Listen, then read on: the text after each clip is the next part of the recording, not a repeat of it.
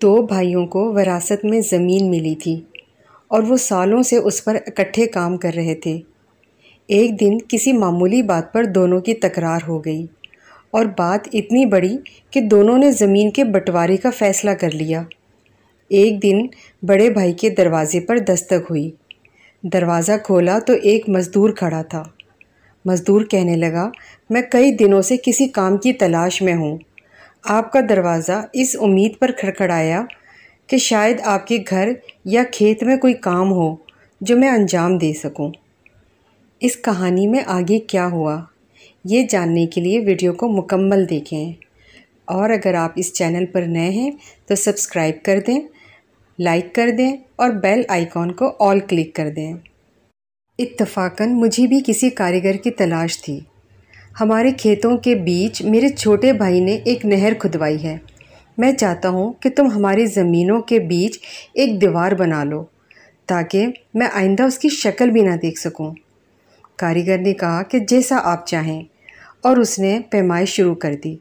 बड़ा भाई कहने लगा, मैं करीबी कस्बे जा रहा हूँ एक काम से। तुम्हें अगर काम के लिए किसी चीज़ की ज़रूरत हो तो कहो ताकि मैं साथ ले आऊँ। कारीगर ने कहा कि उसके पास सब चीज़ें हैं और किसी चीज़ की हाजत नहीं है।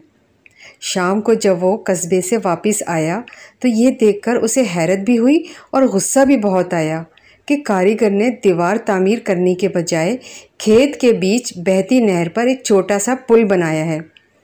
मैंने तुम्हें दीवार बनाने का कहा था और तुमने पुल बना लिया है। इसी असना में उसका छोटा भाई दूर से आता दिखाई दिया। नहर पर पुल को देखकर उसे बहुत खुशी हुई और वो समझा कि बड़े भाई ने बनवाई होगी। पुल अबूर करके अपने बड़े भाई के कदमों पर गिर पड़ा और नहर खुदवाने पर माजरत करने लगा। इतने में कारीगर अपने औजार कंधे पर रखकर रवाना होने लगा तो बड़े भाई ने उससे कहा, मेरी बड़ी ख्वाहिश है कि तुम चंद रातें हमारे यहाँ ठहरो ताकि हम तुम्हारी खातिर मदारत कर सकें। तुम्हारी वजह से मेरे छोटे भाई के इख्तलाफात ख़त्म हुए और हम फिर एक हुए हैं। कारीगर ने जवाब दिया, मेरी भी बड़ी ख्वाहिश है कि आपका मेहमान बनूं, लेकिन अभी मैंने और बहुत से पुल बनाने हैं।